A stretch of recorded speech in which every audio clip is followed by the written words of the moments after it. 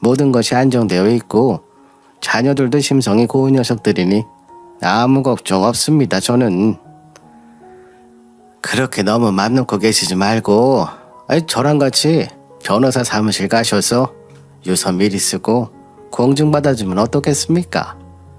제 입장에서도 진흙탕 싸움판 벌어질지도 모르는 집안에 저 혼자 기이하게 키운 외동아들 장가 보내는 건 꺼림직한 일이니까요. 그러니 속 편하게 유서 한 장 써둔다 생각하시면 좋을 것 같은데요. 일단 유서 써뒀다가 뇌종양 아니라는 진단 나오면 유서는 그때 가서 폐기하면 되는 일이고요. 안 그렇습니까, 사돈? 그런 예비 시아버지는 정중하게 말했지만 분명 말 속에 뼈가 있는 것처럼 느껴졌어요. 아무리 생각을 해봐도 이상하잖아요. 결혼도 전부터 사돈의 재산에 지나친 관심을 보인다는 게 말이에요. 심지어 유언장 얘기까지 면전에다 대놓고 꺼내고 앉았으니 저로서는 의심을 안 할 수가 없었고요. 또한 이는 저 혼자만의 생각이 아니었더라고요. 예비 시아버지가 잠시 화장실에 간 사이 친정아버지께서 제게 속삭이셨어요. 아무래도 낌새가 심상치 않은 것 같구나. 결혼도 전부터 사돈 재산에 너무 과하게 관심을 보이고 있어. 내 경험상 저런 사람은 반드시 다른 목적이 있기 마련이더라. 저도 그렇게 생각해요. 자식 팔아서 유산 장사하겠다는 장사꾼처럼 자꾸만 느껴진다고 할까요? 그래도 일단은 신중하자꾸나. 우리가 섣부른 오해를 하고 있을 수도 있는 거지 않니? 유산에 눈독 들이는 게 아니라 정말로 아들이 장가갈 처가댁을 걱정하는 것일지도 몰라. 하지만 그렇다기엔 그동안 보여왔던 시아버님 행동들이 좀 결혼 결세 반대였다가 아버지 아프다는 소식 듣자마자 결혼 찬성으로 돌아선 것도 꺼림직하고요. 말로는 부모 살아계실 때 결혼하는 모습 보여드리는 게 효도라곤 했지만 전 그것도 좀 그랬어요. 아직 확진도 안 받은 아버지를 벌써부터 덮어놓고 생각하는 것 같아서. 그러면 이렇게 한번 해보자꾸나. 그렇게 친정아버지께서는 당신의 작전을 저에게 귀뜸해 주셨고 전 그 작전 그대로 따르기로 했어요. 마침 예비 시아버지가 화장실에서 돌아오셨길래 제가 눈물을 뚝뚝 떨구며 이야기를 시작했죠. 사실 아직 말씀드리지 못한 내용이 있어서요. 아버님, 솔직하게 말씀드려도 괜찮으실까요? 아직 말하지 못한 내용? 그게 뭐니? 늘 당타전 새아가가 눈물까지 흘리는 걸 보니 작은 일이 아닌 모양이로구나. 그게 말이에요. 사실 오늘 아침에 정밀 검사 결과가 나왔어요. 저희 아버지 병이 악성 뇌종양이 맞다고. 그래서 저희 결혼을 딱 1년만 미루면 어떨까 합니다. 그러자 예비 시아버지가 펄쩍 뛰더라고요. 뭐? 둘이 그렇게 좋다고 쫓아다니면서 날 설득하려 들 때는 언제고 이제 와서 결혼을 미뤄? 그러다 사돈 돌아가신 다음에 생각 바뀌면 우리 아들만 탁 쫓던 개꼴 되는 거 아니야? 그리고 아버지께서 많이 아프실수록 결혼을 더 서둘러야지. 결혼을 취소하자는 뜻이 아니라 정말 1년만 미루자는 거예요. 그 1년 동안 저희 식구들은 최선을 다해서 아버지 치료에 전념할 거고요. 저희 아버지께서도 건강한 모습으로 신부 입장 시켜주겠다고 약속하셨으니까 결혼 딱 1년만 미뤄주세요. 이에 예비 시아버지가 불쾌한 기색을 고스란히 드러내며 제 친정아버지를 향해 말했습니다. 정녕 결혼을 미루실 작정이십니까, 사돈? 저희 입장도 생각하셔야죠. 벌써 결혼 준비 시작했지 않습니까? 죄송하게 됐습니다. 결혼 지원으로 인한 예약금 취소나 추가 비용들은 저희 쪽에서 다 전부 부담하도록 할게요. 또한 신혼집도 저희 쪽에서 마련해 드릴 테니까 그만 화 푸세요. 신혼집을 해주겠다고요? 예약금 취소랑 추가 예식 비용들도 전부 다 사돈 쪽에서 부담하시고요. 그럼 혹시 신혼집은 어디로다가? 신축 주상복합 아파트 정도로 생각하고 있습니다. 평수도 넓게 해서 두 집안 자녀들이 부족함 없이 행복하게 지낼 수 있도록요. 또 제가 언제 세상을 떠날지 모르니 사돈께서 말씀하셨던 유언장도 미리 작성해 두도록 할게요. 뜻깊은 조언 감사드립니다. 그 말이 끝나기가 무섭게 예비 시아버지가 제 아버지 손을 덥석 잡으며 결혼 1년쯤 넉넉하게 밀어드릴 테니 치료에 전념하라고 말하더라고요.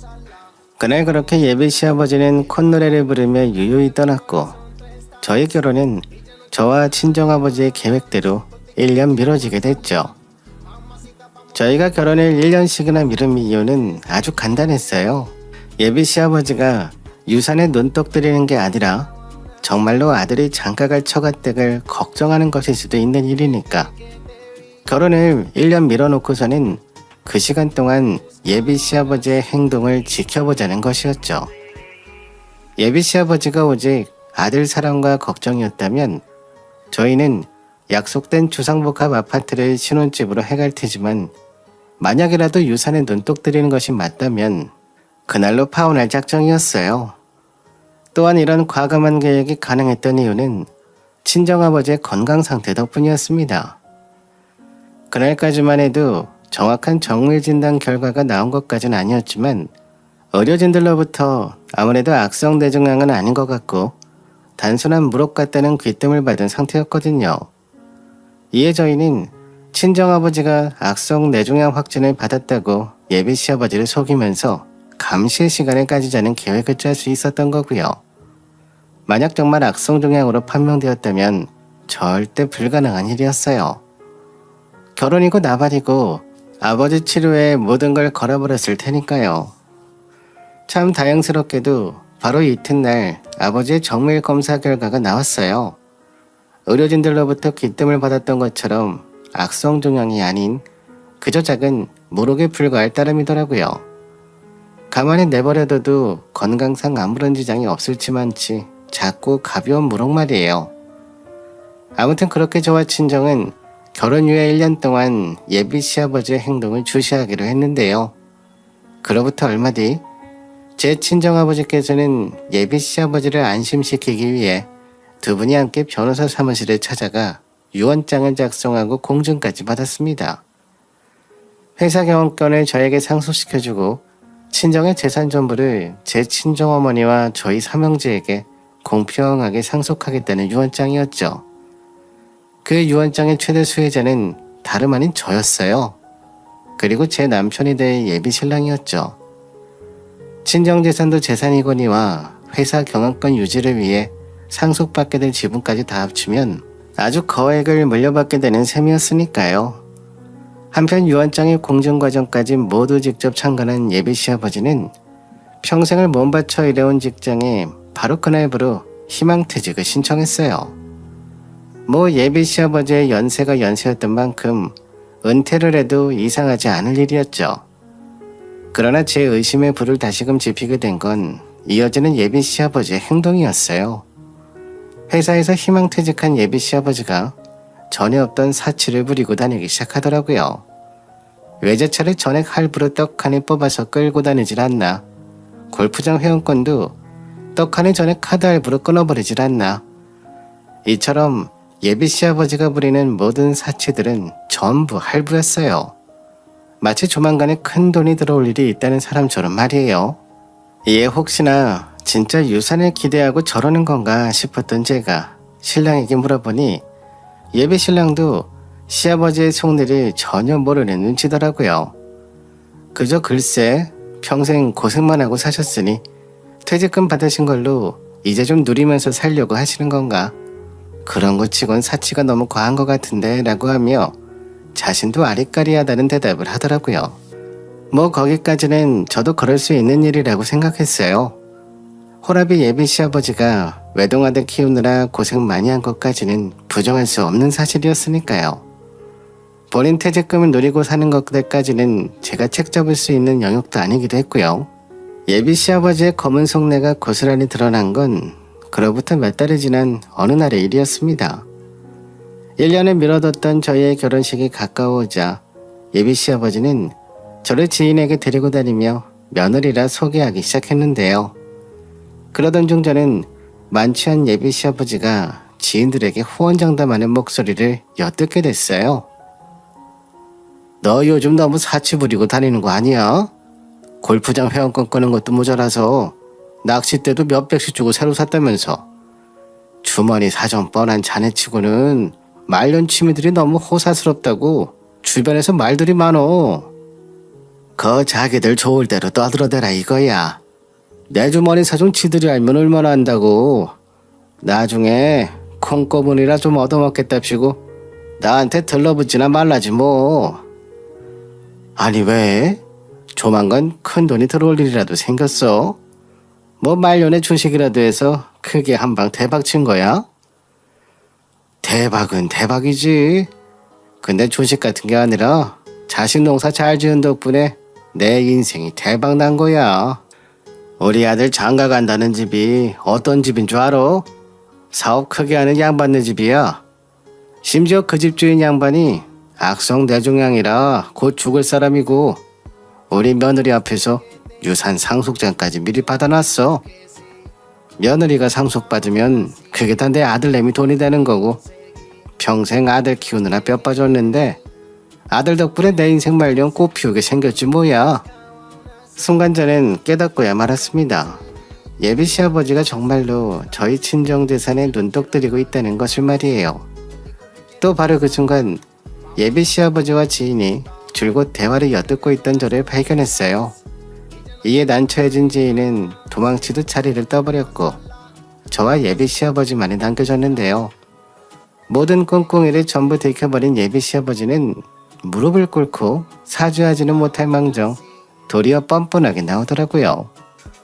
무슨 도둑고양이 마냥 버르장머리 없이 대체 어디서부터 엿듣고 있었던 게냐? 처음부터 끝까지 전부 다 들었습니다. 실망이 크네요. 전 그래도 아버님 혹시나 아들 결혼 걱정하고 있는 건 아닐까 싶어서 그동안 참 많은 기회를 드렸었는데요. 그래서 니까지 꽤 다 알아봤자 뭐가 달라진다더냐? 뭐 이제 와서 결혼을 무르기라도 할 작정이야? 너희 집에서도 벌써 결혼한다고 주변에 인사들 다니고 있을 텐데 고매하신 사장님 댁 체면에 파혼하겠다는 연락을 주변에 돌릴 수나 있겠어? 이에 저는 어디 한번 마음껏 떠들어보라는 투로 잠자코 듣고만 있었는데요. 예비 시아버지의 적반하장은 끝도 없이 치솟더라고요. 사돈댁들 망실살 뻗치게 하기 싫거들랑 오늘 들었던 이야기는 입 꾹 닫고 무덤까지 가져가야 될 것이야. 더욱이 네가 아버지랑 양반은 암 걸려서 오늘 내일 하는 사람이잖아. 괜히 허튼 소리짓거리는 바람에 충격받아서 부친명 재촉하는 일 만들기 싫거들랑 잠자코 결혼이나 해. 그런 말을 듣는 내내 열불이 뻗쳐서 당장에 뭉개놓고 싶은 심정이었어요. 하지만 일단 그 자리에서는 예비 시아버지의 겁박에 굴복하는 척 한 걸음 물러서기로 했죠. 두 가지 이유에서였어요. 첫 번째 이유는 그 자리에 저 혼자밖에 없다는 것이었습니다. 아무리 노쇠한 예비 시아버지라고 해도 이성을 잃어서 뭐라 했다가는 여자인 저 혼자 감당하기 어려운 상황이었어요. 두 번째 이유는 그 개만도 못한 인간에게 최대한 절망감을 주고 싶다는 생각 때문이었어요. 그래서 전 저 인간의 기대감을 하늘만큼 채워놓고 시궁창까지 한 번에 떨어뜨리자 하는 생각을 품은 채로 대답했죠. 알겠습니다. 이 결혼 그냥 할게요. 저도 아버지가 충격받아서 몸져 놓으시는 일까지는 바라지 않으니까요. 일단 그렇게 물러선 저는 어떻게 하면 처절한 참교육을 시전하며 파혼할 수 있을지를 고민하기 시작했어요. 그러다 이런 생각이 들더라고요. 눈에는 눈, 이에는 이, 돈에는 돈이다. 이제 저는 곧장 처절한 참교육을 위한 준비를 시작했는데요. 얼마 뒤 예정된 결혼식이 정말 코앞으로 다가왔던 어느 날 저의 참교육은 비로소 그 실체를 드러냈습니다. 그날은 바로 결혼을 미루는 조건으로 저희 쪽에서 해가겠다고 약속했던 신혼집인 신축 주상복합 아파트를 계약하는 날이었죠. 그날 전 신혼집을 계약하는 자리에 일부러 예비 시아버지를 데리고 갔고 일전에 이미 속내를 다 들켜버린 예비 시부는 자기 아들이 버젓이 보고 있거나 말거나 이제는 아주 속내를 고스란히 드러내더라고요. 남들은 평생 벌어서 살 수 있을까 말까 하는 신축 주상복합 아파트를 공짜로 손에 거머쥐게 되었다는 기대감에 부풀어서는 입이 아주 귀에 걸린 채로 말이에요. 그 신혼집은 공동명의로 하거라. 그래야 우리 아들 기 안 주고 살 수 있으니까. 싫으면 결혼 엎어도 난 손해볼 거 없다. 다만 곧 세상 떠난 망자될 부친한테 불효라는 것만 알아둬라. 결혼해서 자식 낳는 모습 못 보여드리고 부모 떠나보내는 것만큼의 불효는 세상에 또 없으니까. 바로 그 순간 줄곧 공인중개사 사무실 안쪽 방에 있던 누군가가 장군님처럼 껄껄껄 아주 호탕한 웃음을 터뜨리며 예비 시아버지 앞으로 나타났습니다. 그 누군가를 마주한 예비 시아버지는 그야말로 사색이 되었고요. 그 누군가는 역시나 제 친정 아버지셨거든요. 아니 사돈, 여기는 어떻게? 환자가 함부로 바깥 바람 쐬고 다니시면 건강에 안 좋습니다. 아들, 뭘 가만히 보고 있어? 장인어른 얼른 모셔가지 않고. 굳이 그럴 필요 없습니다. 일전에 딸아이로부터 그쪽의 그 더럽고 추악한 속내를 전부 다 들어버렸던 데다가 지금도 제 귀로 직접 들었으니 이제 와서 굳이 제 걱정하는 착한 사람인 척 연기하실 필요까지는 없고요. 아니 그 무슨 말씀을 들으셨는진 잘 모르겠지만 아마 잘못 들으셨을 겁니다. 악성대증왕이라는 병이 사람의 인지 능력을 하락시키는 법이잖아요. 그래서 분명 잘못 들으셨던 거예요. 뇌에 문제가 있으셔서요. 그렇지 며느라. 라고 말한 예비 시아버지는 저에게 일전에 시켰던 대로 해라는 눈빛을 보냈지만 전 콧방귀조차 뀌지 않았고요. 그런 예비 시아버지를 향한 제 아버지의 호통이 이어졌습니다. 야 이 사람아, 내 상태를 버젓이 눈으로 봐놓고도 모르겠어? 악성뇌종양 걸린 사람 몰골이 아니잖아. 그렇게 꾸짖은 친정아버지께서는 예비 시아버지의 면전에 웬 서류 한 장을 집어던졌습니다. 그 서류를 확인한 예비 시아버지는 멍하니 넋이 나가버렸고요. 악성뇌종양이 아닌 건강에 별다른 지장이 없고 작고 가벼운 무록이라는 병원 진단서였거든요. 그래 이놈아, 나 뇌종양 아니고 무록이었어. 그랬는데도 왜 뇌종양이라는 거짓말까지 쳐가면서 결혼에 1년씩이나 미뤄놓은 줄 알아? 니놈 하고 다니는 짓거리가 하도 의심스러워서 결혼 미뤄놓고 지켜보려고. 그랬더니 기어이 꼬리를 밟히더만. 더럽고 추악한 놈. 그러자 예비 시아버지의 면상에 참 많은 생각이 흘러가더라고요. 처음엔 부잣집의 아들 장가 보내고 그 유산에 빨대 꽂아 평생을 호의호식할 예정이었던 기대감이 와르르 무너질 실망감이 흘러갔고, 다음에는 어떻게든 이 상황을 수습해서 결혼을 성사시켜야겠다는 생각이 흘러갔어요. 일전에 제 친정아버지께서 이미 상속장을 써두셨기에 어떻게든 결혼을 시켜놓은 뒤에 훗날을 도모하자는 생각이었을 테죠. 비록 당시 제 친정아버지께서는 뇌종양은 아니셨지만 평범한 인간이기에 천년만년 살 수는 없는 일이었으니까요. 그래서 그때 예비 시아버지의 마지막 생각은 어떻게든 결혼시켜 놓은 뒤 나는 누리지 못하더라도 언젠가 세상 떠날 사돈 재산으로 아들만큼은 누리고 살게 만들어 놓자 하는 것이었어요. 아니나 다를까 생각을 마친 예비 시아버지는 제 친정아버지 앞에 바짝 엎드려 애걸복걸 용서를 빌었죠.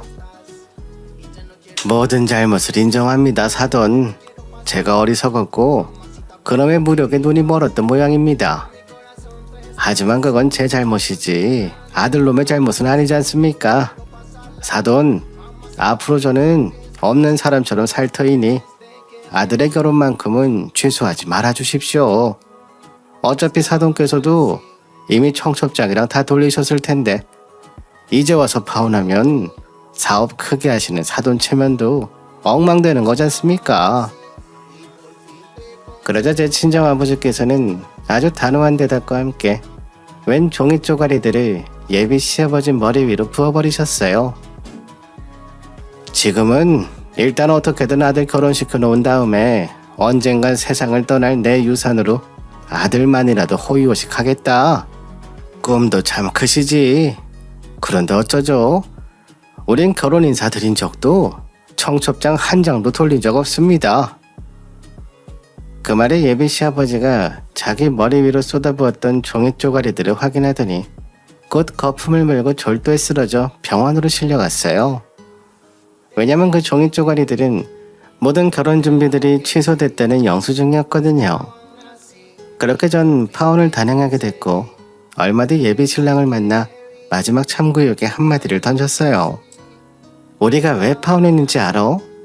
결혼은 집안과 집안과의 만남인데 당신 아버지란 인간이 입에도 담기 힘들 정도의 개차반이라서 당신한테는 아무런 유감 없지만 개차반 시부랑 혼사를 맺을 순 없잖아. 그러니 이 길로 당장 가서 당신 아버지한테 똑바로 전해. 부잣집 사위로 평생 호의호식할 수 있었던 그 복을 부모의 추악한 욕망으로 인해 걷어차버린 꼴이라고. 자식 팔자 부모가 망친 꼬라지라고. 네, 맞습니다. 바로 그 마지막 말이야말로 제가 준비한 진정한 참교육이었어요. 개만도 못한 예비 시부가 그토록 사랑했던 아들의 팔자를 자신 스스로 망쳐놓고야 말았다는 후회로 남은 여생을 두고두고 괴로워하며 보내도록 말이에요. 신랑은 결국 직장까지 옮겼고 들리는 소문에는 이직에 이직을 거듭하다 지방으로 내려갔다 하던데 본인 아버지가 알아서 해주겠죠. 저는 당분간은 남자 생각 없이 일에도 충실하려고요. 그래야 주변에 이상한 사람을 빨리 걸러낼 수 있으니까요. 제 이야기 들어주셔서 감사드립니다.